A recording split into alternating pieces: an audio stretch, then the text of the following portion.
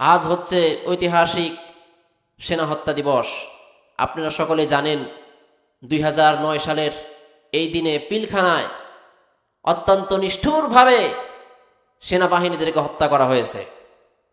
এদেশের সেনাবাহিনী, বাংলাদেশের সেনাবাহিনী বাংলাদেশের জন্য গর্ব। কত বড় বড় মেজর শেষ হয়ে গেল, কত বড় বড় মাথাওয়ালা ব্যক্তি শেষ হয়ে গেল, কত মা তার সন্তান হারিয়েছিল, কত বোন তারা তাদের ভাই হারিয়েছে, কত স্ত্রী তারা বিধবা হয়ে গেছে। 2-3 মাস বিবাহ হয়েছে এমন অনেক স্ত্রী, এমন অনেক মহিলা তারা বিধবা হয়ে গেছে। এই হত্যাকাণ্ডকে যিনি চালিয়েছিলেন কোরআনের পাখি আল্লামা দেলোয়ার হোসেন সাঈদী রহমতুল্লাহি আলাই, ওই সময় তিনি ময়দানে ছিলেন। তখন তিনি বলেছিলেন, হে আল্লাহ, এই হত্যাকাণ্ড যারা চালালো গোটা জাতির সামনে তুমি তাদেরকে উলঙ্গ করে ছেড়ে দাও। কোরআনের পাখি এই দোয়া করেছিলেন। বিগত স্বৈরাচারী আওয়ামী লীগ সরকারের আমলে এই নিষ্ঠুর হত্যাকাণ্ডের মধ্য দিয়ে তার দুঃশাসন শুরু হয়। এরপরে তার দুঃশাসন চলতেই থাকলো। পিলখানায় হত্যাকাণ্ডের এই দিবসকে বর্তমান অন্তর্বর্তীকালীন সরকার অধ্যাপক ডক্টর মোহাম্মদ ইউনূস তিনি এই দিনকে একটি দিবস হিসেবে পালন করা শুরু করেছেন এই বছর থেকে।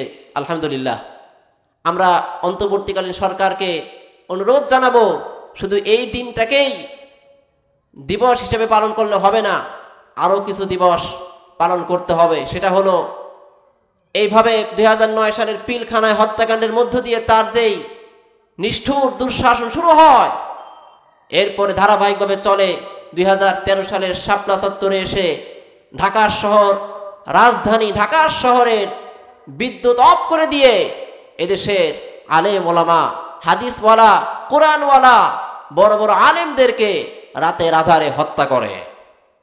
আপনারা জানেন, রাতের আধারে হত্যা করে যে এলাকায় হত্যা করা হয়েছে তাদের মুখ থেকে শোনা গেছে, তারা বলছে 2-3 দিন পর্যন্ত আমরা ড্রেনের মধ্য থেকে আমরা লাশের গন্ধ পেয়েছি। অসংখ্য লাশকে গুম করে বুড়িগঙ্গা নদীতে ফেলে দেওয়া হয়েছিল। কি নির্মমভাবে হত্যা করা হয়েছে, গোটা পৃথিবীতে ইতিহাস হয়ে থাকবে। তাই আমি বর্তমান সরকারকে বলবো, পিলখানা হত্যাকাণ্ড এই দিবসকে যেভাবে পালন করা হচ্ছে আপনাকে ধন্যবাদ। শাপলা চত্বরের 5ই মেকেও ঐতিহাসিক গণহত্যা দিবস হিসাবে ঘোষণা করতে হবে। আপনারা কি রাজি আছেন? এরপরে 2014-15 সালে কোরআনের পাখি আল্লামা দেলোয়ার হোসেন সাঈদী রহমতুল্লাহি আলাইহের মুক্তির দাবিতে যারা আন্দোলন করেছিল, 147 জনের অত্যন্ত নিষ্ঠুরভাবে ওই আওয়ামী লীগ সরকার তাদেরকে রাস্তায় হত্যা করে ফেলে। এভাবে করে তার দুঃশাসন শুরু হয় 2018, 19, 20 এবং লাস্ট মুহূর্তে 2024 সালের জুলাইতে সে গণহত্যা চালায়। এভাবে করে তার দুঃশাসন শুরু হতে থাকে। জুলাইতে যে গণহত্যা চালায় এটাই ছিল তার শেষ। সে ভেবেছিল এইভাবে করে হত্যাকাণ্ড চালানোর মধ্য দিয়ে তার ক্ষমতাকে সে পাকাপোক্ত করবে, কিন্তু সে বুঝে নাই আল্লাহ রাব্বুল আলামিনের সিদ্ধান্ত ভিন্ন। সুতরাং সে কোরআনের সঙ্গে বেয়াদবি করেছে, হাদিসের সঙ্গে বেয়াদবি করেছে, আলেমদের সঙ্গে বেয়াদবি করেছে।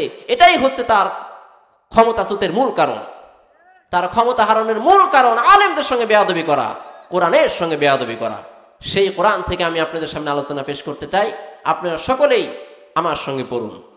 আউযু বিল্লাহি মিনাশ শাইতানির রাজিম। বিসমিল্লাহির রাহমানির রহিম। হামিম। তানজিলুল কিতাবি মিনাল্লাহিল আজিজিল আলিম। গাফিরিয যামবি ওয়া কাবিলিত তাওবি শাদীদিল ইকাবি যিত তাওল। লা ইলাহা ইল্লা হুয়া ইলাইহিল মাসীর। মা ইউজাদিলু ফি بآيات الله إلا الذين كفروا فلا يغررك تقلبهم في البلاد كذبت قبلهم قوم نوح والأحزاب من بعدهم وهمت كل أمة برسولهم ليأخذوه وجادلوا بالباطل ليدحضوا به الحق فأخذتهم فكيف كان عقاب صدق الله العظيم সূরা মুমিন আয়াত 85 রুকু 9 এই সূরাটি মক্কায় অবতীর্ণ এই সূরাটির শুরুতেই আল্লাহ তাআলা বলেছেন হামিম হুরুফে মুকাত্তাআত এর অর্থ আল্লাহ তাআলা ছাড়া আর কেউ জানেন না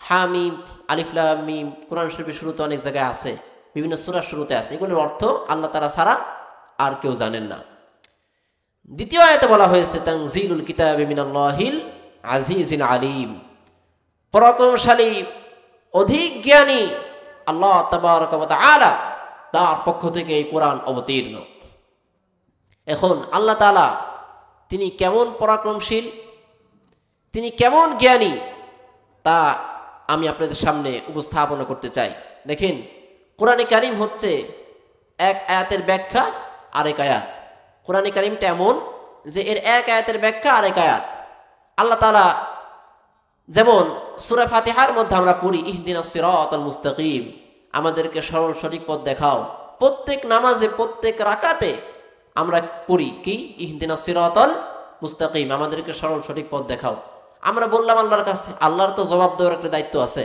আল্লাহ তাআলা জবাব সূরা ইয়াসিনে গিয়ে বললেন ওয়া আনি'বুদুনি হাযা সিরাতুল মুস্তাকিম বান্দা আমার কাছে হেদায়েত চেয়েছো আমার ইবাদত করো এটাই সরল সঠিক পথ সুবহানাল্লাহ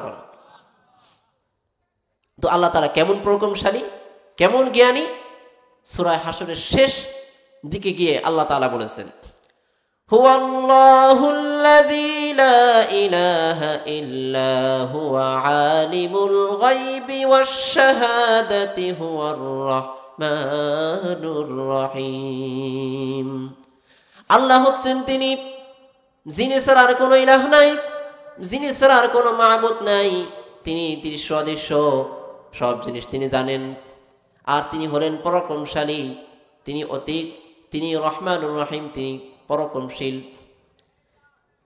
পরম করুণাময় অধিক দয়ালু তিনি এরপরে আবার বলেছেন হুয়াল্লাহুল্লাযী লা ইলাহা ইল্লা হু আল মালিকুল কুদ্দুসুস সালামুল মুমিনুল মুহাইমিনুল আজিজুল জব্বারুল মুতাকাব্বির সুবহানাল্লাহি আম্মা ইউশরিকুন আল্লাহ হচ্ছেন তিনি যিনি ছাড়া আর কোনো ইলাহ নাই যিনি ছাড়া আর কোনো মাবুদ নাই তিনি মালিক তিনি পবিত্র তিনি শান্তির আধার তিনি নিরাপত্তা দাতা তিনি আশ্রয় দাতা তিনি পরাক্রমশীল তিনি অধিক পরাক্রমশীল আল্লাহ রাব্বুল আলামিন তিনি ক্ষমতার অধিকারী পরাক্রমশীল আল্লাহ পাকের ক্ষমতা এত তার ক্ষমতার ঊর্ধ্বে আর কারোর ক্ষমতা যেতে পারে না তিনি হচ্ছেন মহাপরাক্রমশীল মহাক্ষমতাশীল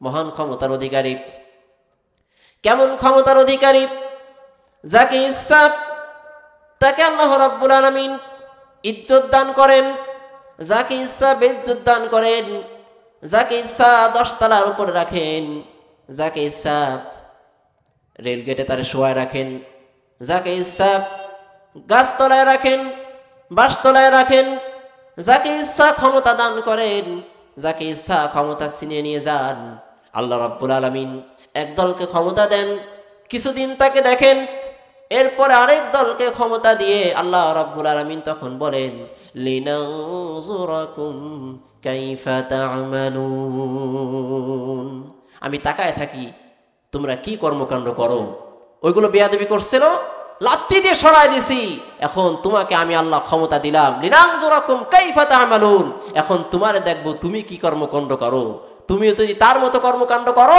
তোমাকেও লাত্তি দিয়ে সরাই দেওয়া হবে আমার বন্ধুগণ সুতরাং আল্লাহ রাব্বুল আলামিন তিনি ক্ষমতা দেওয়ার মালিক।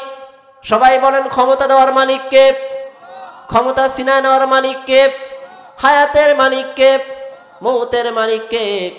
হাসাবার মালিক কে? কাঁদাবার মালিক কে? সব কিছুর মালিক কে?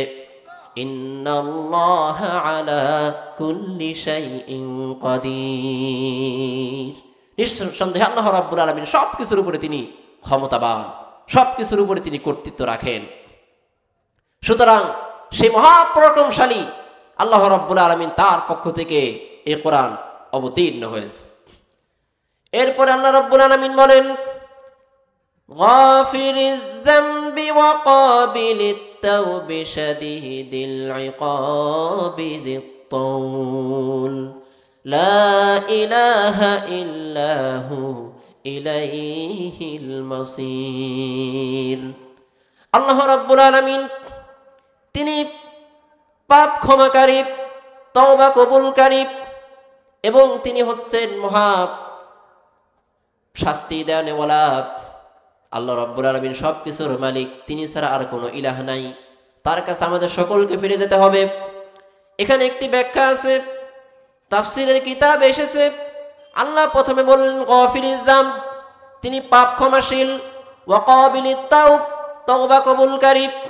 তার মানে হলো আল্লাহ রাব্বুল আলামিন তিনি কিছু কিছু গুনাহ তিনি ক্ষমা করে দেন, ওই সমস্ত পাপগুলোকে তিনি ক্ষমা করে দেন। আবার কিছু কিছু গুনাহ আছে এমন যেগুলো তওবা ছাড়া মাফ হয় না। সগীরা গুনাহ করলে ওযুর পানির সঙ্গে সেই গুনাহ ঝরে পড়ে, আর কবিরা গুনাহ যা তওবা ছাড়া মাফ হয় না, তওবা করলে আল্লাহ রাব্বুল আলামিন মাফ করে দেন। আর না করলে যদি জাহান্নামে যাওয়া লাগে, শাদীদুল ইকাব, তিনি মহান শাস্তি দেওয়ানেওয়ালা।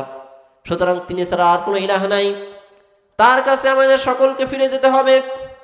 সুতরাং দুনিয়ার জীবনটা একেবারেই ক্ষণস্থায়ী, আমরা কেউ থাকতে পারবো না এই পৃথিবীতে, সকলকে চলে যেতে হবে। আল্লাহ রাব্বুল আলামিন কোরআনে কারীমের 3টি জায়গায় এই কথা বলেছেন, কুল্লু নাফসিন যায়িকাতুল মাউত ওয়া নাবলুকুম বিশ-শাররি ওয়াল খায়রি ফিতনাহ ওয়া ইলাইনা তুরজাউন। প্রত্যেকটা প্রাণীকে মৃত্যু স্বাদ গ্রহণ করতে হবে। হে মানুষ সকল, আমি তোমাদের ভালো মন্দ দ্বারা তোমাদেরকে পরীক্ষা করি, আমার কাছে তোমাদের সকলকে ফিরে আসতে হবে। সুতরাং দুনিয়ার জীবনটা ক্ষণস্থায়ী, গুনাহ করলে জাহান্নামে যেতে হবে, আর গুনাহ হলে আল্লাহর কাছে ক্ষমা চেতে হবে, আল্লাহর কাছে মাপ চেতে হবে। আল্লাহ রাব্বুল আলামিন শেষ রজনীতে প্রথম আসমানে চলে আসেন আর বলেন, কে কে গুনাহ করছো আমার কাছে ক্ষমা চাও, আমার কাছে মাপ চাও, আমার কাছে তো ক্ষমা চাইতে পারো, আমি তোমাদের মাফ করে দেব। এইভাবে করে আল্লাহ রাব্বুল আলামিন বান্দা গুনাহ করে ক্ষমা চাক আল্লাহর কাছে, আল্লাহ রাব্বুল আলামিন সেটা অপেক্ষা করেন। কিন্তু বান্দা কপাল পোড়া, গুনাহ করলেও আল্লাহর কাছে তারা তওবা চায় না, ঠিক কিনা? গুনাহ এত করে, এরপরও নিজের মধ্যে কোনো চিন্তা নাই, কোনো পরিবর্তন নাই, একটু ভয় নাই আল্লাহ। এত গুনাহ করে, আল্লাহ এত ছাড় দেয়, এরপরও আল্লাহর কথা মনে পড়ে না। 80-85 বছর বয়স হয়ে যায়, এরপরও ষড়যন্ত্র, এরপরও কোন রকমের মৃত্যুর ভয় না, আমার মরতে হবে এই ভয় নাই তাদের মধ্যে, ঠিক কিনা? সুতরাং গুনাহ করলে ক্ষমা চাইতে হবে কার কাছে? আল্লাহর কাছে ক্ষমা চাইতে হবে।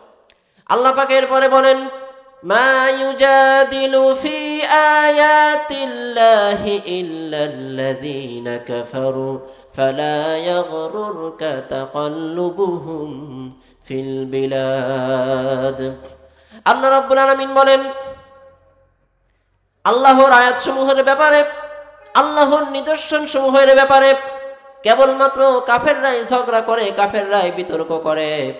আল্লাহ পাকের যে নিদর্শন, আল্লাহ পাকের সৃষ্টির রহস্য, এগুলোর ব্যাপারে কেবলমাত্র যারা কাফের, যারা অস্বীকারী, যারা ইসলাম বিরোধী, তারাই ধর্মীয় বিষয় নিয়ে তারা ঝগড়া বিবাদ করে, মতবিরোধ সৃষ্টি করে।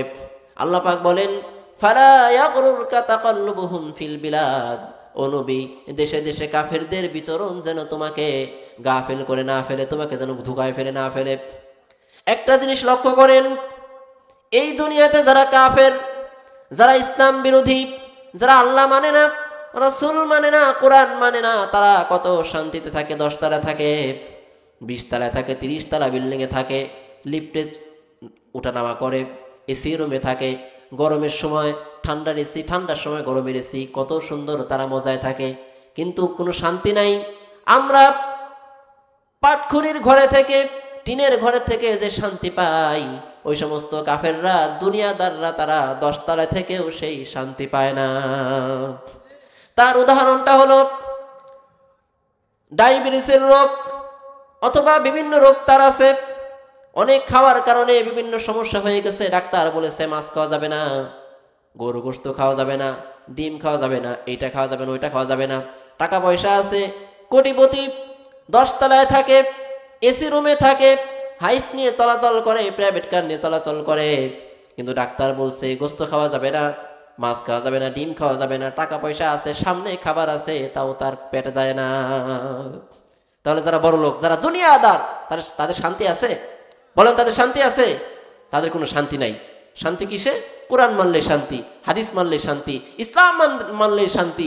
ইসলাম বিরোধী কর্মকাণ্ড করবেন, অশান্তির কোনো অভাব হবে না। 10 তলা থাকবেন, লিফটে চলাচল করবেন, প্রাইভেট কারে চলাচল করবেন, কিন্তু শান্তি থাকবে না। শান্তি আসবে কোরআনের কাছে আসলে। কিসের কাছে আসলে? আরে ভাই কথা বলেন না কেন? কিসের কাছে আসলে শান্তি আসবে? বিশ্বকবি আল্লামা ইকবাল কি সুন্দর করে বলেছেন, ও জামানে মে মুআজ্জাজ थे दम मुसलमान होकर, वो जमाने में मुआज्जज थे दम मुसलमान होकर, और खारे हुए तारके कुरआन होकर। সেই যুগে তো কোরআন মানার কারণে, কোরআন সুন্নাহ ভিত্তিক জীবন যাপন করার কারণে, কোরআনকে পার্লামেন্ট গণভবনে কোরআন পাঠিয়ে দেওয়ার কারণে, রাষ্ট্রীয়ভাবে কোরআনের আইন জারি করার কারণে আল্লাহ রাব্বুল আলামিন ওই যুগে শান্তি দান করেছিলেন। কিন্তু যখন মুসলমানেরা পার্থিব ভোগ বিলাসে লিপ্ত হয়ে গেল, তারা যখন দুনিয়ায় লিপ্ত হয়ে গেল, দুনিয়ার মধ্যে তারা যখন ঢুকে গেল, দুনিয়া ছাড়া তারা আর কিছুই বোঝে না, এরকম অবস্থা যখন তাদের হয়ে গেল, আল্লাহ রাব্বুল আলামিন তখন মুসলমানদের হাত থেকে ক্ষমতা ছিনিয়ে নিলেন। তখন মুসলমানদের মাথার উপরে ইহুদিরা দখল করে নিয়েছে। মুসলমানেরা হলো সিংহের জাতি, ইহুদিরা হলো বিড়ালের জাতি। এই সম্পর্কে কবি বলেন, শের কি সর পে বিল্লি খর রহি, कैसा मुसलमान का बदनसीब, शहादत की तमन्ना भूल गई, तस्बीह की डानू में जन्नत ढूंढ रही। সিংহের মাথার উপর আজ বিড়ালেরা ভর করে বসেছে। মুসলমানেরা সিংহের জাতি আর ইহুদিরা বিড়ালের জাতি। সেই সিংহের জাতির মাথার উপরে আজ বিড়ালের জাতি লাফাইতেছে। কথা ঠিক কিনা? যদি তা না হবে, পৃথিবীর সব বড় বড় রাষ্ট্রে সেখানকার প্রধানমন্ত্রী, প্রেসিডেন্ট, কেন তারা ইসলাম বিরোধী? সুতরাং মুসলমানদের অপরাধের কারণেই মুসলমানরা যখন দুনিয়ার পার্থিব ভোগবিলাসে লিপ্ত হয়ে গেল, এই কারণেই আল্লাহ রাব্বুল আলামিন মুসলমানদের থেকে ক্ষমতা ছিনিয়ে নিয়ে ইহুদিদের হাতে ক্ষমতা দিয়েছেন। দুনিয়া তো ওদের জন্য না, দুনিয়া মুমিনদের জন্য। মুমিনরাই তো ক্ষমতা চালাবে, কিন্তু মুমিনরা ক্ষমতা ততদিন চালাইতে পারবে না যতদিন পর্যন্ত তারা কোরআন সুন্নাহ ভিত্তিক জীবনযাপন না করবে। এই কারণে আল্লাহ রাব্বুল আলামিন বলেন, ফালা ইয়াকরুরকা তাকাল্লুবুহুম ফিল বিলাদ, দেশে দেশে কাফেরদের বিচরণ যেন তোমাকে ধোঁকায় ফেলে না ফেলে। আল্লাহ রাব্বুল আলামিন এরপরে বলেন, কাযযাবাত ক্বাবলাহুম কওমু নূহিন ওয়াল আহযাবু মিন বা'দিহিম ওয়া হাম্মাত কুল্লু উম্মাতিন বিরাসূলিহিম লিয়াখুযুহু ওয়া জাদালু বিল বাতিলি লিয়ুদহিদু বিহিল হক্ক ফাআখাযতুহুম ফাকাইফা কানা ইকাব। আল্লাহ রাব্বুল আলামিন বলেন, এদের পূর্বে নূহ আলাইহিস সালামের কওম এবং এদের পরে বড় একটা জাতি, তারা আল্লাহর দ্বীনকে অস্বীকার করেছিল। মুহাম্মদ কুল্লু উম্মাতিন বিরাসূলিহিম, প্রত্যেকটা উম্মত, প্রত্যেক জাতি, তারা তাদের নিজ নিজ রাসূলকে তারা হামলা করেছে, হত্যার চেষ্টা করেছে, বিরোধিতা করেছে, দেশান্তরিত করার চেষ্টা করেছে। আল্লাহ পাক বলেন, লিয়ুদহিদু বিহিল হক্ক ফাআখাযতুহুম, হককে বাতিল দ্বারা তারা শেষ করে দিতে চেয়েছিল। অতঃপর তাদের এই কর্মকাণ্ডের কারণে ফাআখাযতুহুম, আমি আল্লাহ রাব্বুল আলামিন তাদেরকে পাকড়াও করলাম, ফাকাইফা কানা ইকাব। সুতরাং আমার পাকড়াওটা কেমন ছিল, আমার পাকড়াও কেমন ছিল দেখছো? আসেন কোরআন থেকে দেখি আল্লাহর পাকড়াওটা কেমন ছিল। হযরত নূহ আলাইহিস সালাম তিনি তার জাতিকে 950 বছর দাওয়াত দিলেন। কত বছর? কত বছর? 950 বছর। 950 বছর আল্লাহর পয়গম্বর হযরত নূহ আলাইহিস সালাম তার কওমকে দাওয়াত দিলেন। ঈমান আনলো মাত্র অল্প কয়েকজন লোক। কুরআনে কারীম আল্লাহ রাব্বুল আলামিন এই কথাটি সূরা আনকাবুতের মধ্যে উল্লেখ করেছেন। আল্লাহ পাক বলেন, ওয়ালাকাদ আরসালনা নূহান ইলা কওমিহি ফালাবিসা ফীহিম আলফা সানাতিন ইল্লা 50 আমা ফাআখাযাহুম الطوفان وهم ظالمون। হযরত নূহ আলাইহিস সালাম আমি তাকে তার কওমের নিকট প্রেরণ করেছি, তিনি তাদের মাঝে অবস্থান করলেন 950 বছর পর্যন্ত। অতঃপর তারা যখন নূহ আলাইহিস সালামের কথা মানল না, আমি তাদেরকে তুফান দ্বারা পাকড়াও করলাম। তাদের অপরাধের কারণে হযরত নূহ আলাইহিস সালাম যখন কালিমার দাওয়াত দিলেন, দ্বীনের দাওয়াত দিলেন, এরপরে দ্বীনের দাওয়াত দিয়ে তিনি যখন রাস্তাঘাট দিয়ে চলাচল করতেন, তখন তার কওমের লোকেরা বলতো, তাকে গলা টিপ দিয়ে ধরতো আর বলতো, নূহ এক আল্লাহর কথা বলা বাদ দে, না হলে তোকে গলা টিপে হত্যা করব। এরকম ভয় দেখাতো যাতে করে তিনি দাওয়াত দেওয়া থেকে বিচ্যুত হন। কিন্তু আল্লাহর পয়গম্বর হযরত নূহ আলাইহিস সালাম তিনি এক চুল পরিমাণ তিনি পিছপা হন নাই, আল্লাহর কাছে বদদোয়াও করেন নাই। এর নাম তো পয়গম্বর। আল্লাহর কাছে বদদোয়াও করেন নাই, বরং তিনি বলেছেন, রব্বুল আলামিন আমার কওম বুঝে নাই, ওদের উপরে তুমি যেন গজব নাজিল করো না, ওদেরকে তুমি ধ্বংস করে দিও না। হযরত নূহ আলাইহিস সালাম তিনি বললেন, ওয়া ইন্নী কুল্লামা দাআউতুহুম লিতাগফিরা লাহুম জাআলু আসাবিআহুম ফি আযানিহিম ওয়াস্তাগশাউ সিয়াবাহুম وأصروا واستكبروا استكبارا। আমি তাদেরকে প্রকাশ্যে দাওয়াত দিলাম, আমি যখনই আমার কওমকে দাওয়াত দিলাম, তারা তখন কানের মধ্যে আঙ্গুল ঢুকায় দিল, যাতে করে আমার দ্বীনের কথা যেন তারা না শুনতে পারে। এইভাবে করে বিরোধিতা শুরু হয়ে গেল। হযরত নূহ আলাইহিস সালামের বিরুদ্ধে হত্যার ষড়যন্ত্র হলো। আল্লাহ রাব্বুল আলামিন সব কিছু তিনি অবলোকন করলেন। নূহ আলাইহিস সালাম এবার তিনি এক পর্যায়ে আল্লাহর কাছে তিনি বলেই ফেললেন, ওয়া ক্বালা নূহুর রাব্বি লা তাযার আলাল আরদি মিনাল কাফিরিনা দাইয়ারা। রব্বুল আলামিন তুমি, ওয়া ক্বালা নূহুর রাব্বি, তুমি জমিনের উপরে আর একটা কাফেরদেরকেও তুমি থাকতে দিও না, একটা কাফেরকেও তুমি আর বাঁচতে দিও না, জমিনে তাদের রেখো না, তুমি তাদের সকলকে শেষ করে দাও। ইন্নাকা ইন তাযারহুম ইউদিল্লু ইবাদাকা ওয়া লা ইয়ালিদু ইল্লা ফাজিরান কাফফারা। তুমি যদি আর একটা কাফেরকে বাঁচায় রাখো, তাহলে তারা তোমার অনেক বান্দাদেরকে গুমরাহ করবে, অনেক ছেলেদেরকে তারা গুমরাহ করে দিবে, ইসলাম থেকে বিচ্যুত করে দিবে। তুমি আর একটা কাফেরকেও বাঁচায় রেখো না। আল্লাহ রাব্বুল আলামিন হযরত নূহ আলাইহিস সালামের দোয়াকে কবুল করলেন, এমন বন্যা দিলেন যে বন্যার কারণে সব শেষ হয়ে গেল, একটা কাফের রবাস বেঁচে রইল না। আল্লাহ রাব্বুল আলামিন নূহ আলাইহিস সালাম এবং তার কওম যারা ছিল তাদের সকলকে আল্লাহ পাক মাফ করে দিলেন, তাদের সকলকে আল্লাহ পাক নাজাত দিয়ে দিলেন। কিন্তু যার কওম যারা তার কওম যারা তাকে অস্বীকার করেছিল তারা কেউ রেহাই পেল না। হযরত নূহ আলাইহিস সালামের সন্তান কেনান, তারও রেহাই হলো না। কাফেরদের সঙ্গে তার বন্ধুত্ব ছিল, কাফেরদের সঙ্গে তার ভালো সম্পর্ক ছিল, যার কারণে আল্লাহ রাব্বুল আলামিন ওই গজবের মধ্যে নূহ আলাইহিস সালামের সন্তানকেও আল্লাহ পাক রেহাই দিলেন না। সুতরাং আমার আপনার সন্তান যদি ইসলাম বিরোধী কর্মকাণ্ড করে, যাদের সঙ্গে বন্ধুত্ব করবে তাদের সঙ্গে তাদের হাসর হবে। যারা যেই দল করেন কিয়ামতের দিন তার হাসর কিন্তু তার সাথেই হবে। সুতরাং নেতা ঠিক করতে হবে, নেতা ঠিক করে ফেলুন। এ সম্পর্কে কোরআনে কারিমের অন্য এক আয়াতে আছে, যেটা আমার আলোচনার বাহিরে, আমি অধিক যাচ্ছি না, অন্য কোথাও আলোচনা আমি বিভিন্ন জায়গায় বলেছি। নেতা পরিবর্তন করুন, আপনার সম্পর্ক যার সঙ্গে হবে হাসর কিন্তু তার সঙ্গে হবে। হযরত নূহ আলাইহিস সালামের ছেলে, আল্লাহর পয়গম্বরের ছেলে নবীর ছেলে হওয়া সত্ত্বেও কাফেরদের সঙ্গে বন্ধুত্ব ছিল বলে আল্লাহ গজব থেকে সেও রেহাই পায় না। এভাবে করে প্রত্যেকটা উম্মত তারা তাদের রাসূলকে হামলা করেছে, হত্যার প্রচেষ্টা করেছে।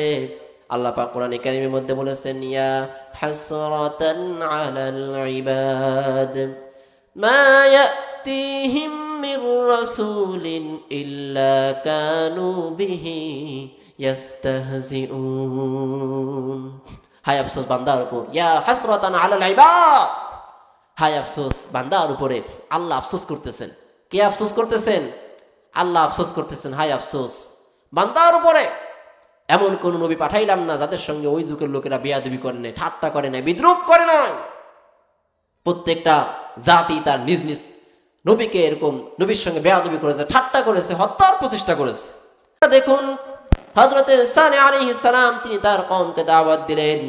আল্লাহ রাব্বুল আলামিন কোরআনে কারীমের মধ্যে তা উঠায় দিলেন, ওয়া ইলা মাদয়ানা আখাহুম সালিহা قال يا قوم اعبدوا الله ما لكم من إله غيره هو أنشأكم من الأرض واستعمركم فيها فاستغفروه ثم توبوا إليه إن ربي قريب مجيب।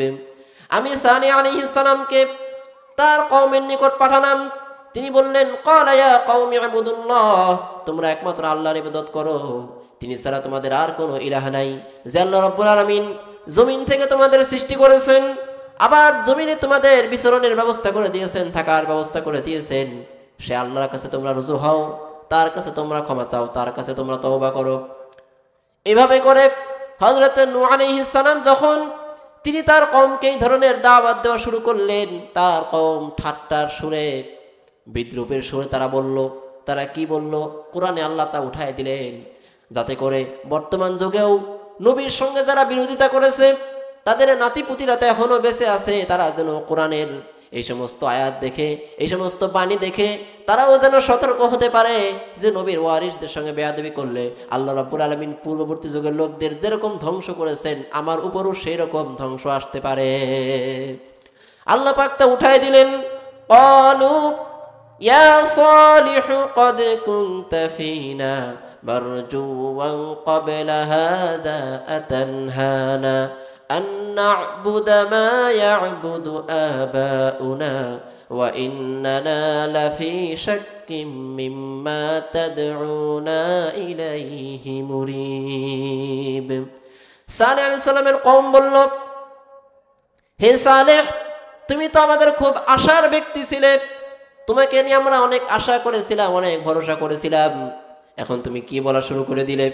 আমাদের পূর্বপুরুষ তারা যে কর্মকাণ্ড করেছে ওই সমস্ত কর্মকাণ্ডের বিরোধিতা তুমি করছো, আমাদের যে বিষয় আমাদের তুমি বলছো সেই বিষয়ে আমরা খুব সন্দেহের মধ্যে রয়েছি। এইভাবে করে তারা ঠাট্টার সুরে বিভিন্ন কথা বলা শুরু করে দিল। এক পর্যায়ে আল্লাহ রাব্বুল আলামিন ওই জাতির উপরে গজব প্রেরণ করলেন, গজবের কথা কোরআনে উঠায় দিলেন। আল্লাহ পাক বলেন গজবটা এইভাবে হলো, فلما جاء أمرنا نجينا صالحا والذين آمنوا معه برحمة منا ومن خزي يومئذ إن ربك هو القوي العزيز।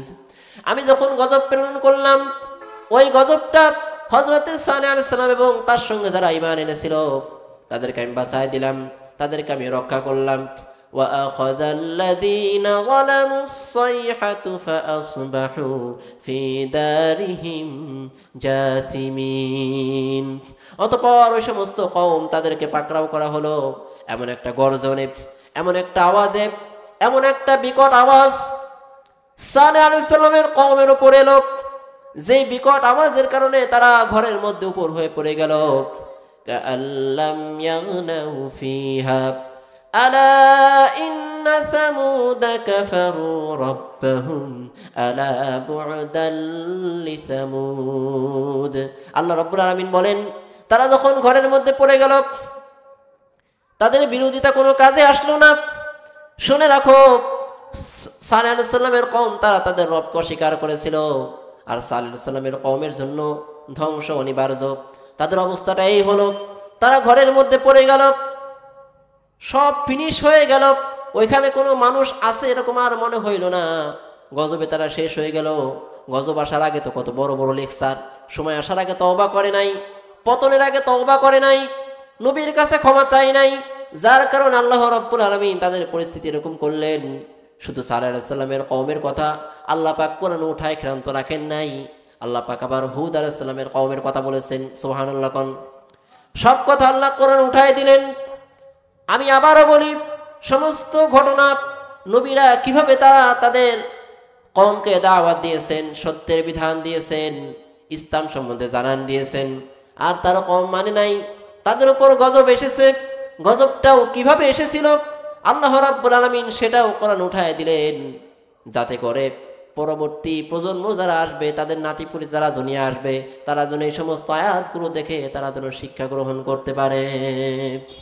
আল্লাহ রাব্বুল আলামিন ফিরআউনকে শুটকি বানায় রেখে দিয়েছেন, এবং পরবর্তী প্রজন্ম যারা আসবে তারা যেন শিক্ষা গ্রহণ করতে পারে, সেই জন্য ফিরআউনকে শুটকি বানায় রাখা হয়েছে। আল্লাহ রাব্বুল আলামিন এই কথাটা স্পষ্টভাবে বলেছেন, ফালইয়াউমা নুনাজ্জিকা বিবাদানিকা লিতাকুনা লিমান খালফাকা আয়াহ ওয়া ইন্না কাসীরাম মিনান নাসি আন আয়াতিনা লাগাফিলুন। ফিরআউন রে, এখন তওবা করে কোনো লাভ নাই, কারণ তোমাকে অনেক সুযোগ দিয়েছিলাম, তুমি আমার নবীদেরকে, আমার নবীর ওয়ারিসদেরকে তুমি কষ্ট দিয়েছো, জেলে ভরেছো, তাদেরকে তুমি মৃত্যুদণ্ড দিয়েছো। এখন আমার কাছে তওবা করতেছে কোনো লাভ নাই, তোমাকে মরতে হবে। আমি তোমাকে আজকে মারবো, শুধু মেরেই ক্ষান্ত রাখবো না, তোমার লাশটাকে আমি শুটকি বানায় রেখে দেব, যাতে করে তোমার পরবর্তী প্রজন্ম যেন তোমার দেখে তারা যেন শিক্ষা হাসিল করতে পারে। বর্তমান যুগে নব্য ফেরাউন, নব্য নমরুদ যারা আছে, তাদেরকে ফেরাউন থেকে শিক্ষা গ্রহণ করতে হবে। যদি শিক্ষা গ্রহণ না করতে পারে, তাহলে তাদের অবস্থাও তাদের মতো হবে। আল্লাহ রাব্বুল আলামিন হুদ আলাইহিস সালামের কওমের কথা উল্লেখ করেছেন, ওয়া ইলা মাদয়ানা আখাহুম হুদা ক্বালা ইয়া কওমি ইবুদুল্লাহা মা লাকুম মিন ইলাহিন গায়রুহু মা লাকুম মিন ইলাহিন গায়রুহু ইন আনতুম ইল্লা মুফতারুন। আমি আদ জাতির নিকট তাদের ভাই হুদকে পাঠালাম, ওয়া ইলা আদিন আখাহুম হুদা, আমি আদ জাতির নিকট তাদের ভাই হুদকে আমি প্রেরণ করলাম। হুদ আলাইহিস সালাম বলেন, হে আমার কওম, এক আল্লাহর ইবাদত করো, তিনি ছাড়া আর কোনো ইলাহ নাই, তিনি ছাড়া আর কোনো মাবুদ নাই, তিনি ছাড়া আর কোনো উপাস্য নাই, তার ইবাদত করো, তার বন্দেগী তোমরা করো। এরকম তিনি যখন দাওয়াত দিতে শুরু করলেন, হুদ আলাইহিস সালামের কওম খেপে গেল, গোটা সমাজ খেপে গেল, গোটা রাষ্ট্র খেপে গেল। হুদ আলাইহিস সালামের বিরুদ্ধে তারা তাকে হত্যার প্রচেষ্টা করলো, এবং তারা কি বলল, তাদের কথাগুলিকে আল্লাহ রাব্বুল আলামিন কোরআনে কারীমের মধ্যে উঠায় দিয়েছেন। হুদ আলাইহিস সালামের কওম যখন তিনি দাওয়াত দেওয়া শুরু করে দিলেন, তখন তার কওম বলল, ক্বালু ইয়া হুদ মা জিতানা বিবাইয়িনাতিন ওয়া মা নাহনু বিতারিকি আলিহাতিনা আন কওলিক ওয়া মা নাহনু লাকা বিমুমিনিন। হুদ আলাইহিস সালামের কওম বলল, হে হুদ, স্পষ্ট নিদর্শনাবলী নিয়ে তুমি আমাদের কাছে এসেছো, আমরা তো তোমার কথা বিশ্বাসই করি না, তোমার কথা তো আমরা মানি না। ইন্নাকুলু ইল্লা তারাকা বা'দু আলিহাতিনা বিসু قال إني أشهد الله واشهدوا أني بريء مما تشركون। তুমি যে আমাদের মূর্তির বিরুদ্ধে কথা বলো, আমরা যাদের ইবাদত করি, আমাদের খোদার বিরুদ্ধে তুমি যে কথা বলো, এরকম উল্টাপাল্টা কথা বলার কারণে আমাদের খোদা খেপে গিয়ে, আমাদের প্রভু, আমাদের ভগবান খেপে গিয়ে হয়তোবা তোমার মাথা নষ্ট করে দিয়েছে। যেহেতু তুমি আমাদের ইলাহের বিরুদ্ধে কথা বলো, আমাদের ইলাহ আমাদের রব, আমাদের ভগবান, সে হয়তোবা তোমার প্রতি রাগ হয়ে তোমার মাথা নষ্ট করে দিয়েছে, যার কারণে তুমি এরকম আবুল তাবুল কথা বলো। হযরত নূহ আলাইহিস সালাম বললেন, ক্বালা ইন্নী উশহিদুল্লাহ, আমি তো আল্লাহকে সাক্ষ্য রেখেছি, আর তোমরা যার সঙ্গে শরীক করো আমি তা থেকে সম্পূর্ণ মুক্ত। এভাবে করে তিনি তাদের কথাকে তিনি রদ করে দিলেন। এভাবে করে যখন তার বিরুদ্ধে ষড়যন্ত্র শুরু হয়ে গেল, গোটা রাষ্ট্র, গোটা সমাজ হযরতে হুদ আলাইহিস সালামকে মেরে ফেলবে, এই ষড়যন্ত্র যখন তারা লিপ্ত হয়ে গেল, হযরত নূহ আলাইহিস সালাম তখন বললেন, ফাকিদুনি জামিআন সুম্মা লা তুনজিরুন, শুনে রাখো, তোমাদের রাষ্ট্রে যত ষড়যন্ত্র আছে সব ষড়যন্ত্র দিয়ে তোমরা আমার বিরুদ্ধে ষড়যন্ত্র করো, আর আমাকে এতটুকু অবকাশ দিও না। ইন্নী তাওয়াক্কালতু আলাল্লাহি রাব্বি ওয়া রাব্বিকুম মা মিন দাব্বাতিন ইল্লা হুয়া আখিযুম বিনাসিয়াতিহা ইন্না রাব্বি আলা সিরাতিম মুস্তাকিম। আমি তো ভরসা করি আল্লাহর উপরে, তোমরা যে আমারে মারবা, আমি তো আল্লাহর উপরে ভরসা করি, যে আল্লাহ রাব্বুল আলামিন তিনি হচ্ছেন এমন জিনিসের আর কোনো ইলাহ নাই, সে আল্লাহর উপর আমি ভরসা করি, এবং গোটা পৃথিবীর সব প্রাণীর জান যার হাতের মুঠার মধ্যে, সে আল্লাহর উপর আমি ভরসা করি। আমার মেরে ফেলে দাও, আমার ফাঁসি দিয়ে দাও, আমার গুম করো, আমার যা করো, কোনো ভয় পাই না। ইন্নী তাওয়াক্কালতু আলাল্লাহ, আমি তো আল্লাহর উপর ভরসা করেছি। কে বললেন? হযরত হুদ আলাইহিস সালাম। নবীরা এইভাবে করে বাতিলের সামনে তারা মাথা নত করেন নাই। কাজেই নবীর উত্তরসূরি যারা, নবীর ওয়ারিস যারা, তারা বাতিলের সামনে মাথা নত করবে না। এটাই হবে নবীর ওয়ারিসদের কাজ। আমার বন্ধুগণ, আল্লাহ রাব্বুল আলামিন এবার হযরত ইব্রাহিম আলাইহিস সালামের কথা উল্লেখ করেছেন। হযরত ইব্রাহিম আলাইহিস সালাম তিনি যখন কালিমার দাওয়াত দিলেন, মূর্তির বিরোধিতা করলেন, তখন হযরত ইব্রাহিম আলাইহিস সালামের বিরুদ্ধে রাষ্ট্র খেপে গেল। আল্লাহ রাব্বুল আলামিন ওই কথাটি কোরআনে কারীমের মধ্যে উঠায় দিলেন। আল্লাহ পাক বলেন, ওয়া ইব্রাহিমা ইয ক্বালা লিকওমিহি ইবুদুল্লাহা ওয়াত্তাকুহু যালিকুম খায়রুল লাকুম ইন কুনতুম তা'লামুন। স্মরণ করো ইব্রাহিম আলাইহিস সালামের কথা, যখন তিনি বলেছিলেন তার কওমকে, তোমরা আল্লাহর ইবাদত করো, তাকেই তোমরা ভয় করো, ওটাই তোমাদের জন্য কল্যাণ যদি তোমরা জানতে। হযরত ইব্রাহিম আলাইহিস সালাম যখন এইভাবে করে তিনি যখন তার কওমকে দাওয়াত দেওয়া শুরু করে দিলেন, তার কওমের মধ্য থেকে গণ্যমান্য ব্যক্তি তারা বলল, সে তো আমাদের মূর্তির বিরোধিতা করে, সে তো আমাদের ইলাহের বিরোধিতা করে, আমাদের রবের বিরোধিতা করে, এখন কি করা যায়? কেউ বলল তাকে পুরায় ফেলো, কেউ বলল দরকার নাই। তারা এরকম বিভিন্ন কথা বলতে লাগলো। আল্লাহ রাব্বুল আলামিন তাদের কথা কোট করে দিলেন, তাদের কথাকে কোরআনে উঠায় দিলেন। আল্লাহ পাক বলেন, তারা বলল, হযরত ইব্রাহিম আলাইহিস সালাম তিনি যখন দিনের দাওয়াত দিলেন, তাদেরকে যখন এক আল্লাহর কথা বললেন, তখন এই কথার উত্তরে তার কওমের জবাব ছিল এইটা, ফামা কানা জওয়াব কওমিহি ইল্লা আন ক্বালু কতুলুহু আও হাররিকুহু ফাআনজাহুল্লাহু মিনান নার ইন্না ফি যালিকা লাআয়াতিন লিকওমিন ইউমিনুন। তার কওমের জবাব ছিল শুধুমাত্র এটাই, তোমরা তাকে হত্যা করে ফেলো, তোমরা ইব্রাহিমকে হত্যা করো, হত্যা করে তোমাদের ইলাহকে বাঁচাও, তোমাদের রবকে বাঁচাও। তার মানে ইব্রাহিমকে মেরে মূর্তিগুলো হেফাজত করো, মূর্তি বাঁচায় দাও, অথবা তাকে পুরায় শেষ করে দাও। তাহলে আল্লাহ পাক বলেন, ফাআনজাহুল্লাহু মিনান নার, তারা যখন তাকে পুরায় দিল, আমি আল্লাহ রাব্বুল আলামিন আগুন থেকে ইব্রাহিমকে নাজাত দিয়ে দিলাম। সুবহানাল্লাহ বলেন। ইন্না ফি যালিকা লাআয়াতিন লিকওমিন ইউমিনুন। যারা বিশ্বাস স্থাপন করবে, যারা মুমিন, ওই সমস্ত কওমের জন্যই নিদর্শন হয়ে থাকবে। সুবহানাল্লাহ বলেন। যারা মুমিন, যারা আল্লাহকে ভয় করে, যারা আলেমদের সাথে থাকে, তারা এই সমস্ত কথাগুলোকে বিশ্বাস করে। আর যারা বুঝে না, যাদের জ্ঞান নাই, যাদের মাথায় বুদ্ধি নাই, যারা আলেমদের সঙ্গে থাকে না, তারা মনে করে হুজুররা রাজনীতির আলোচনা করে। ঠিক কিনা বলেন? আমার বন্ধুগণ, যেই মুমিন সূরা থেকে আমি আলোচনা করছিলাম, এরপর আল্লাহ রাব্বুল আলামিন এর পরের আয়াতে বলেন ওয়াকাযালিকা হাক্কাত কালিমাতু রাব্বিকা আলাল্লাযীনা কাফারু আন্নাহুম আসহাবুন নার। অনুরূপভাবে তোমার রবের কথা সত্য হয়ে গেল। তারা যখন এইভাবে নবীদের বিরোধিতা করলো আর আল্লাহর পক্ষ থেকে যে গজব আসলো ওটাই আল্লাহ বলছেন যে নবী হে, মুহাম্মদ সাল্লাল্লাহু আলাইহি ওয়াসাল্লামকে আল্লাহ বলছেন যে নবী হে, তোমার রবের কথা বাস্তবায়িত হয়ে গেল কাফেরদের উপরে। আর কাফেররা তো জাহান্নামে যাবে। কাফেররা কোথায় যাবে? জাহান্নামে যাবে। কাফেরদের জন্য শেষ ঠিকানা জাহান্নাম। ওখান থেকে তারা আর কোনোদিন তারা নাজাত পাবে না, মুক্তি পাবে না। কারা কারা বলুন? কাফেররা। এই কাফেররা জীবনেও নাজাত পাবে না। কাফেরদের সঙ্গে যারাই বন্ধুত্ব স্থাপন করবে তাদেরও রেহাই হবে না।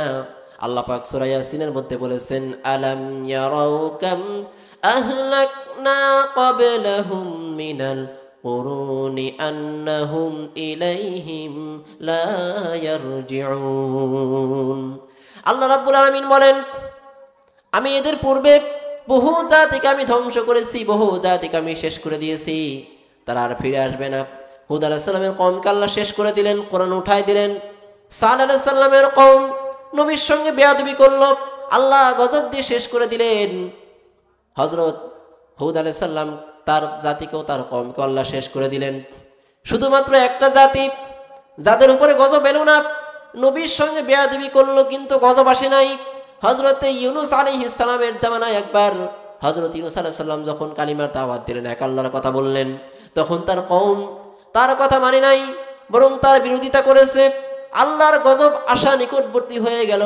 হযরত নূহ আলাইহিস সালাম, হযরত ইউনূস আলাইহিস সালাম আল্লাহর গজব আসবে এই ভয়ে তিনি চলে গেলেন, এলাকা ছেড়ে তিনি চলে গেলেন। আল্লাহ রাব্বুল আলামিন এবার গজব প্রেরণ করবেন। আকাশে মেঘ তৈরি হয়ে গেল। বৃষ্টি আসার আগে যেরকম মেঘ হয় ওই রকম মেঘ সৃষ্টি হয়ে গেল। আকাশে গুরুম গুরুম ডাকা শুরু করে দিল এবং বৃষ্টি আসবে এরকম ঠান্ডা আবহাওয়া শুরু হয়ে গেল। তার কওমের মধ্য থেকে, ইউনূস আলাইহিস সালামের কওমের মধ্য থেকে যারা গণ্যমান্য ব্যক্তি, তারা বলল গজব অবশ্যই আসবে, কারণ ইউনূস তো বলে গিয়েছেন আল্লাহর পক্ষ থেকে গজব আসবে, আর নবীর কথা কোনোদিন মিথ্যা হয় না। পূর্ববর্তী অনেক জাতিকে আল্লাহ এইভাবে ধ্বংস করে দিয়েছেন। ইউনূস আলাইহিস সালামের কওমের মধ্যে থেকে যারা নেতৃস্থানীয়, তারা এই ধরনের কথা তারা বলা শুরু করে দিল। আল্লাহ রাব্বুল আলামিন কি করলেন বিষয়টা লক্ষ্য করেন। আল্লাহ রাব্বুল আলামিন সেই কথাটি কোরআনে কারিমে উঠায় দিয়েছেন, একটু পরে বলবো। ইউনূস আলাইহিস সালামের কওম গজব আসবে, নবী তো কোনোদিন মিথ্যা কথা বলে না, কারণ গজব যদি নাই আসবে তাহলে ইউনূস পালায়ে গেল কেন, ইউনূস দেশ ছেড়ে চলে গেল কেন, এরকমের কথা বলতে লাগলো ইউনূস আলাইহিস সালামের কওম। তারা গোটা কওম একত্রিত হয়ে গবাদি পশুগুলোকে এক জায়গায় রেখে গোটা কওমের সকল লোক একত্রিত হয়ে একটা মাঠে এসে, খোলা একটা মাঠে এসে তারা আকাশের দিকে তারা হাত উঁচু করে এবং চেহারা উঠায় দিয়ে তারা আল্লাহর কাছে তারা কান্না, চোখের পানি ফেললো। তারা বলল রব্বুল আলামিন, বুঝি নাই, না বুঝে তোমার পয়গম্বর ইউনূসের সঙ্গে বেয়াদবি করেছে। আল্লাহ দয়া করে মেহেরবানি করে এই জাতির উপরে তুমি গজব প্রেরণ করো না। আজরাইল আসার আগে, গজব আসার আগে কেউ যদি তওবা করে আল্লাহ রাব্বুল আলামিন তাকে মাফ করে দেন। সুবহানাল্লাহ বলেন। এজন্য মালাকুল মউত আসার আগে, গজব আসার আগে, ঠাটা পড়ার আগে আল্লাহর কাছে দোয়া করতে হবে, তওবা করতে হবে। আল্লাহ রাব্বুল আলামিন বলেন ওয়ালাইসাতিত তাওবাতু লিল্লাযীনা ইয়া'মালুনাস সাইয়্যাত হাত্তা ইযা হাদারা আহাদাহুমুল মাউতু ক্বালা ইন্নী তুবতুল আনা ওয়ালাল্লাযীনা ইয়ামুতুনা ওয়া হুম কুফফার উলাইকা আ'তাদনা লাহুম আযাবান আলীমা। ওই সমস্ত লোকদের জন্য তওবা কবুল করা হয় না যারা নাকি মৃত্যু এসে গেলে, আজরাইল এসে গেলে বলে আমি এখন তওবা করে নিলাম, আর ভুল কাজ করব না, আর গুনাহ করব না, এরকম যারা বলে আজরাইল এসে গেলে, মালাকুল মউত এসে গেলে তাদের জন্য কোনো তওবা নাই। আল্লাহ পাক বলেন তাদের জন্য কোনো তওবা নাই। উলাইকা আ'তাদনা লাহুম আযাবান আলীমা, তাদের জন্য যন্ত্রণাদায়ক শাস্তি, বিরাট শাস্তি আমি প্রস্তুত করে রেখে দিয়েছি। সুতরাং মালাকুল মউত আসার আগে তওবা করো, আজরাইল আসার আগে তওবা করো, সুযোগ অনেক আছে। হযরত ইউনূস আলাইহিস সালাম তিনি চলে গেলেন, আল্লাহর পক্ষ থেকে গজব আসবে এই ভয়ে, কিন্তু গজব এলো না। সমস্ত লোকেরা একত্রিত হয়ে যখন খোলা ময়দানে গিয়ে আল্লাহর কাছে যখন চিৎকার মেরে কাঁদলো, সকল লোকেরা একত্রিত হয়ে চিৎকার মেরে আল্লাহর কাছে কান্নাকাটি করলো, তওবা করলো। আল্লাহ রাব্বুল আলামিন তার দয়ার কোনো শেষ নাই, তার দয়ার কোনো শেষ নাই, তার মায়ার কোনো শেষ নাই। আল্লাহ রাব্বুল আলামিন খুশি হয়ে সব কওমকে মাফ করে দিলেন। আল্লাহ পাক তাদের হেদায়েত নসিব করে দিলেন। কোরআনে কারিমে সেই কথা উঠায় দিলেন, ফালাউলা কানাত ক্বরয়াতুন আমানাত ফানাফাআহা ঈমানুহা ইল্লা কওমা ইউনুস লাম্মা আমানু কাশাফনা আনহুম আযাবাল খিজয়ি ফিল হায়াতিদ দুনিয়া ওয়া মাত্তা'নাহুম ইলা হিন। হযরত ইউনূস আলাইহিস সালামের কওম তাদের ঈমান আনা তাদের উপকৃত করে দিল।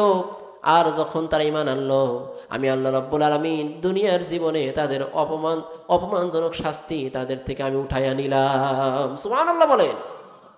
অপমানজনক যে শাস্তি আসতেছিল আল্লাহর পক্ষ থেকে, তারা যখন তওবা করলো, একটা জিনিস মনে রাখেন, মালাকুল মউত আজরাইল যত নিকটবর্তী হোক না কেন, তখনও কিন্তু সুযোগ থাকে। যখন একবারে মাথার সামনে চলে আসে, তখন আর তওবা করলে কবুল হয় না। হয়তোবা ইউনূস আলাইহিস সালামের কওম একটু দেরি করলেই কিন্তু গজবটা চলে আসতো, একটু দেরি করলে গজবটা চলে আসতো, কিন্তু তারা একটু অপেক্ষা, একটু দেরি করে নাই। যখনই দেখছে ইউনূস আলাইহিস সালাম আল্লাহর পয়গম্বর, সে কখনো মিথ্যা কথা বলে না, সে বলছে আল্লাহর পক্ষ থেকে আযাব আসবে, আর নবীর কথা মিথ্যা হয় না, তাহলে আযাব আসা নিশ্চয়ই। আবার দেখছে আকাশে গুরুম গুরুম মেঘ ডাকতেছে, আকাশে মেঘ জমা হচ্ছে, ঠান্ডা বাতাস, গজব অবশ্যই আসবে, পূর্ববর্তী অনেক জাতি ধ্বংস হয়ে গেছে তারা জানে।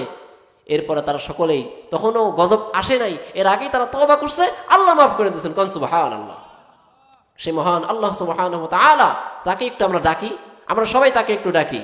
সুবহানাল্লাহ, আলহামদুলিল্লাহ, লা ইলাহা ইল্লাল্লাহ। সুবহানাল্লাহ, আলহামদুলিল্লাহ, লা ইলাহা ইল্লাল্লাহ। সুবহানাল্লাহ, আলহামদুলিল্লাহ, লা ইলাহা ইল্লাল্লাহ। আপনাদের গলা থেকে আওয়াজ বের হচ্ছে না, আপনারা একটু মুহাব্বতের সাথে একটু আওয়াজ বের করে আল্লাহকে ডাকুন। সুবহানাল্লাহ, আলহামদুলিল্লাহ, লা ইলাহা ইল্লাল্লাহ। সুবহানাল্লাহ, আলহামদুলিল্লাহ, লা ইলাহা ইল্লাল্লাহ।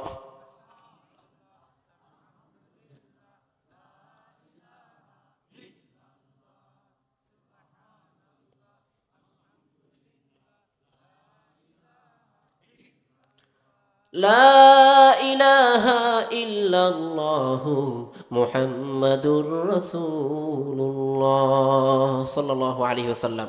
এরপর আল্লাহ পাক বলেন, আল্লাযীনা ইয়াহমিলুনাল আরশা ওয়া মান হাওলাহু ইউসাব্বিহুনা বিহামদি রাব্বিহিম ওয়া ইউমিনুনা বিহি ওয়া ইস্তাগফিরুনা লিল্লাযীনা আমানু রব্বানা ওয়াসি'তা কুল্লা শাইইন রাহমাতাও ওয়া ইলমান ফাগফির লিল্লাযীনা তাবু ওয়াত্তাবা'ু সাবিলাকা ওয়াকিহিম আযাবাল জাহিম। আল্লাহ রাব্বুল আলামিন বলেন, আল্লাহ পাকের আরশ বহনকারী কিছু ফেরেশতা আছে।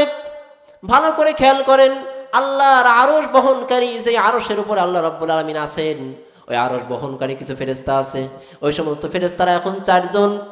এখন বর্তমানে আল্লাহর আরশ বহনকারী ফেরেশতা এখন 4 জন। কিয়ামতের দিন ওই আরশ বহন করবে 8 জন। মোট 8 জন আল্লাহর আরশ বহন করবে, যে আরশের উপরে আল্লাহ রাব্বুল আলামিন আছেন। তাফসীরের কিতাবে এই কথাটি এসেছে। আল্লাহ পাক বলেন যে তার আরশ বহনকারী কিছু ফেরেশতা আছে। এই সমস্ত ফেরেশতারা আল্লাহ পাকের আরশ বহন করে। আর আরশের চতুর্পাশ দিয়ে অনেক ফেরেশতা আছে। ওই সমস্ত চতুর্পাশ দিয়ে ফেরেশতা কত, আল্লাহ ছাড়া তাদের সংখ্যা আর কেউ জানে না। আল্লাহ পাক বলেন, ওই সমস্ত ফেরেশতারা তারা আল্লাহ রাব্বুল আলামিনের প্রশংসার তাসবিহ পাঠ করে, তারা আল্লাহর উপর ঈমান আনে, আল্লাহকে তারা বিশ্বাস করে, এবং তারা ঈমানদারদের জন্য আল্লাহর কাছে তারা ক্ষমা প্রার্থনা করে। সুবহানাল্লাহ বলে।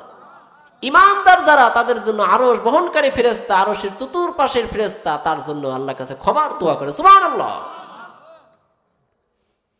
ওই সমস্ত ফেরেশতারা দোয়া করে, তারা আরো বলে রব্বানা ওয়াসি'তা কুল্লা শাইইন রাহমাতাও ওয়া ইলমান ফাগফির লিল্লাযীনা তাবু ওয়াত্তাবাউ সাবিলাকা ওয়া কিহিম আযাবাল জাহিম। তারা বলে রব্বুল আলামিন, তুমি সকল রহমত এবং ইলমকে তুমি বেষ্টন করে নিয়েছো, তুমি যারা তওবা করে তাদেরকে তুমি ক্ষমা করে দাও, যারা কুফরকে অস্বীকার করে কুফর থেকে তারা প্রত্যাবর্তন করে তওবা করে তাদেরকে তুমি ক্ষমা করে দাও, যারা তোমার রাস্তার অনুসরণ করে, তোমার সঠিক রাস্তার অনুসরণ যারা করে তাদেরকে তুমি ক্ষমা করে দাও, জাহান্নামের আযাব থেকে তুমি তাদেরকে বাঁচাইয়া দাও। কারা দোয়া করে? ফেরেশতারা সকল দোয়া করে। তাফসীরের কিতাবে এসেছে ফেরেশতারা, কিছু ফেরেশতা এমন আছে আরশ বহনকারী ফেরেশতাদের মধ্য থেকে, আরশের চতুর্পাশে থাকা ফেরেশতাদের মধ্য থেকে কিছু ফেরেশতা এমন আছে যারা ইমানদারদের জন্য তওবা করতেই থাকে। আবার অন্য এক riwayate এসেছে আল্লাহ রাব্বুল আলামিন তাদেরকে অনুমতি দিলেই তারা ইমানদারদের জন্য আল্লাহর কাছে ক্ষমা প্রার্থনা করে। কোন ধরনের ইমানদার? খেয়াল করে শুনেন, কোন ধরনের ইমানদার? তাদের সঙ্গে আল্লাহ কোরআনে বলেছেন আল্লাহ রাব্বুল আলামিন বলেন ইন্নামাল মুমিনুনা আল্লাযীনা ইযা যুকিরাল্লাহু ওয়াজিলাত কুলুবুহুম ওয়া ইযা তুলিয়াত আলাইহিম আয়াতুহু যাদাতহুম ঈমানা ওয়া আলা রাব্বিহিম ইয়াতাওয়াক্কালুন। ইমানদার হচ্ছে তারা যখন নাকি আল্লাহর নাম উল্লেখ করা হয় তখন তাদের অন্তর ভীত সন্ত্রস্ত হয়ে যায় আল্লাহর ভয়ে। ইযা যুকিরাল্লাহু ওয়াজিলাত কুলুবুহুম ওয়া ইযা তুলিয়াত আলাইহিম আয়াতুহু, যখন নাকি আল্লাহর কোরআনের আয়াত তেলাওয়াত করা হয় তখন তাদের ঈমান বৃদ্ধি হয়ে যায়। আর সকল ক্ষেত্রেই তারা তো তাদের রবের উপরে ভরসা করে, আল্লাহর উপরে ভরসা করে। আমার ফাঁসি হয়ে যাবে, আমি এখন ফাঁসির কাষ্টে ঝুলবো, কিন্তু তারা তাদের রবকে ভরসা করে, আল্লাহর উপরে ভরসা করে সামনের দিকে এগিয়ে যায়, বাতিলের সামনে মাথা উন্নত করে না। ওই সকল ইমানদার যারা, তাদের জন্য ফেরেশতারা আল্লাহর কাছে ক্ষমার দোয়া করে। সুবহানাল্লাহ করেন। ওই সকল ফেরেশতারা আল্লাহর কাছে ক্ষমা প্রার্থনা করে, আল্লাহ যেন তাদের মাফ করে দেন, এরকমের দোয়া তারা করতে থাকে। ওই সকল আরশ বহনকারী ফেরেশতারা আল্লাহর কাছে এরকমের দোয়া তারা করতে থাকে। ইমানদার কোন ধরনের ইমানদার? আরেকটা সংজ্ঞা সূরা হুজুরাতের মধ্যে আল্লাহ দিয়েছেন ইন্নামাল মুমিনুনা আল্লাযীনা আমানু বিল্লাহি ওয়া রাসূলিহি সুম্মা লাম ইয়ারতাবু ওয়াজাহাদু বিআমওয়ালিহিম ওয়া আনফুসিহিম ফি সাবিলিল্লাহ উলাইকা হুমুস সাদিকুন। নিশ্চয় ইমানদার হচ্ছে তারা যারা নাকি আল্লাহর প্রতি ঈমান আনে, রাসূলের প্রতি ঈমান আনে, জানমাল দিয়ে আল্লাহর রাস্তায় জিহাদ করে, লড়াই করে, সংগ্রামে অবতীর্ণ হয়, লড়াইয়ের ময়দানে তারা অবতীর্ণ হয়, দ্বীনের ক্ষেত্রে কোনো সন্দেহ পোষণ করে না। এই কাজটা করব, সন্দেহ পোষণ করে না। আল্লাহ বলেছেন নামাজ পড়ো, আল্লাহ বলেছেন আমার কাছে ক্ষমা প্রার্থনা করো। শেষ রাত্রে আমি প্রথম আসমানে আসি,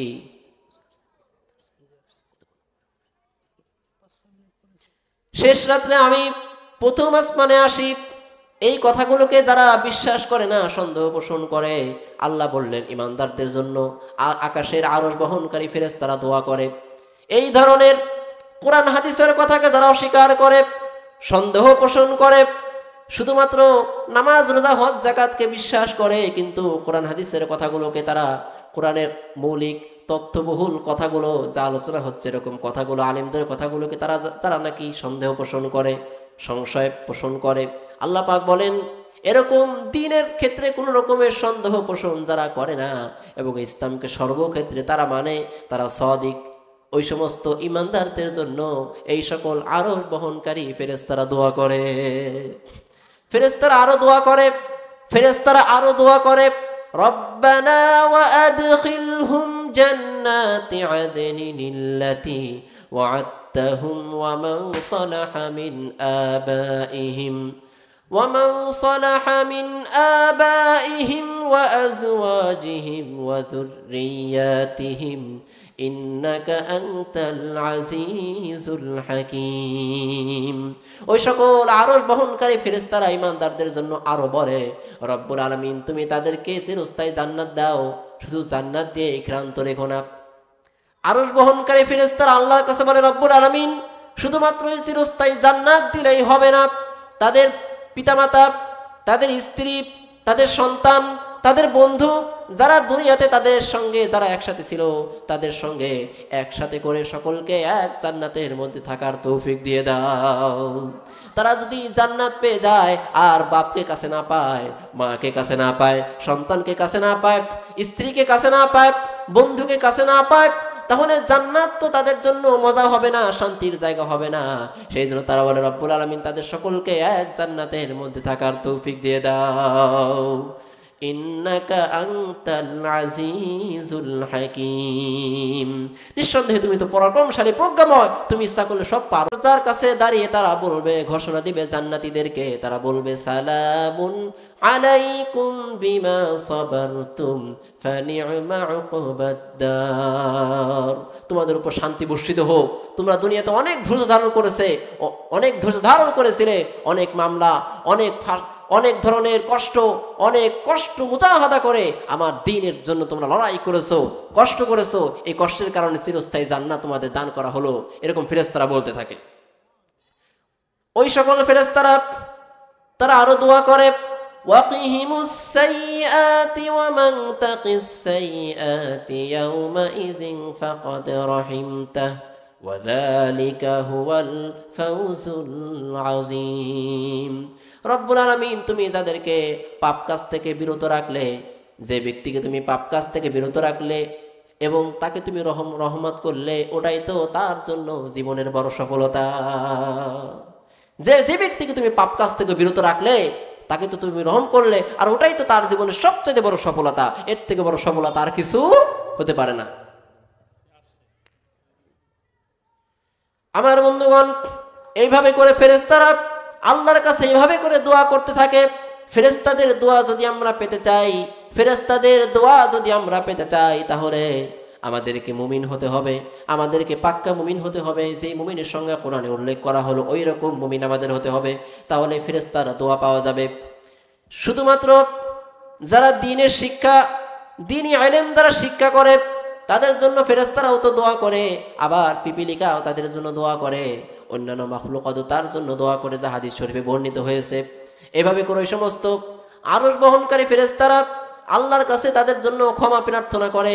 আল্লাহ রাব্বুল আলামিন এরপরে বলেছেন ইন্নাল্লাযীনা কাফারু ইউনাদাউনা লামাকতুল্লাহি আকবারু মিন মাকতিকুম আনফুসাকুম ইয তুদআউনা ইলাল ঈমানি ফাতাকফুরুন। নিঃসন্দেহে যারা কুফরি করেছে তাদেরকে যখন আল্লাহর দিকে ডাকা হতো তখন তারা মুখ ফিরিয়ে নিত। আল্লাহ বলেন যে তোমরা নিজেদের ব্যাপারে যেরকম অস্বীকার করেছিলে, যখন ঈমানের দিকে ডাকা হয় আল্লাহ তোমাদের থেকে আজ মুখ ফিরিয়ে নিল। আল্লাহ পাক বলেন ক্বালু রাব্বানা আমাত্তানা ইসনাতাইনি ওয়া আহইয়াইতানা ইসনাতাইনি ফা'তারাফনা বিযুনুবিনা ফাহাল ইলা খুরুজিম মিন সাবিল।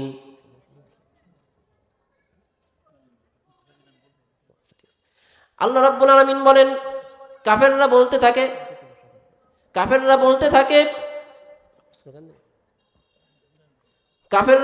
থাকে রব্বুল আলামিন আমাদেরকে দুনিয়াতে দুইবার তুমি মৃত্যু দান করেছো, আবার দুইবার তুমি আমাদের জিন্দা করেছো, সুতরাং আমরা আমাদের পাপকে স্বীকার করে নিলাম, আমাদেরকে এই জাহান্নামের এই অবস্থা থেকে আমাদেরকে বের করে দাও।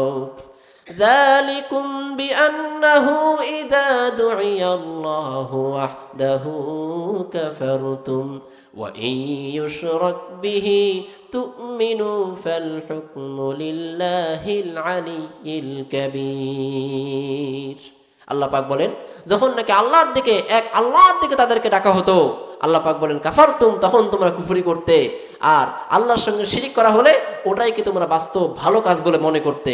ফাল হুকমু লিল্লাহিল আলিয়্যিল কাবীর, আর সকল রাজত্ব তো একমাত্র মহা জ্ঞানী, মহা সবচাইতে বড় সুউচ্চ আল্লাহর জন্যই তো সকল রাজত্ব। সুতরাং বোঝা গেল আমরা যদি আল্লাহকে মেনে চলি, আল্লাহকে রব হিসাবে মানি, আল্লাহকে মহান মহান ক্ষমতাশীল হিসাবে মানি, আর যদি এর ইমান আনি, যেরকম ইমানের কথা কোরআনে বলা হলো ওইরকম ইমান যদি আমরা আনতে পারি, তাহলে ফেরেশতারা আমাদের জন্য দোয়া করতে থাকবে। কোন সুবহানাল্লাহ, আল্লাহর ফেরেশতারা আমার জন্য দোয়া করবে। চারটিখানি কথা মনে করছেন, ফেরেশতারা বলে হে আল্লাহ তুমি তো তাদেরকে ক্ষমা করে দাও। মানে প্রথম তো তারা জান্নাতে যাওয়ার জন্য, জাহান্নাম থেকে মুক্তি দিয়ে জান্নাতে যাওয়ার জন্য তারা দোয়া করে। পরবর্তীতে কিয়ামতের দিন ওই ব্যক্তি যেন জাহান্নামে না যায়, জান্নাতে যায়, কিয়ামতের দিনও তারা আল্লাহর কাছে সুপারিশ করতে পারে, তাফসীরের কিতাবে এসেছে। সুতরাং আমরা কি পাক্কা মুমিন হতে চাই? পাক্কা মুমিন হতে চাই?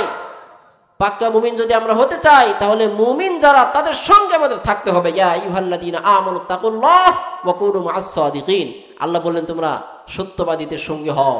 হে ঈমানদারগণ, তোমরা আল্লাহকে ভয় করো আর সত্যবাদীদের সঙ্গে হও। আমরা আল্লাহকেও ভয় করি না, সত্যবাদীদের সঙ্গে হই না, সত্যবাদীদেরকে গালাগালি করি, তাহলে ফেরেশতা দোয়া পাওয়া যাবে না, জাহান্নাম ছাড়া উপায় হবে না। ঠিক কিনা বলেন? সুতরাং আমাদের ঈমানদারদের সঙ্গী হতে হবে, আর আলেমদের সঙ্গী হতে হবে, আর ইসলাম বিরোধী যারা তাদের বিরুদ্ধে আমাদের জিহাদ করতে হবে। আল্লাহ রাব্বুল আলামিন আমাদের সকলকে আজকের এই কথাগুলো বুঝবার এবং আমল করার তৌফিক দান করুক। ওয়া আখিরু দাওয়ানা আনিল হামদুলিল্লাহি রাব্বিল আলামিন। আসসালামু আলাইকুম ওয়া রাহমাতুল্লাহি ওয়া বারাকাতুহু।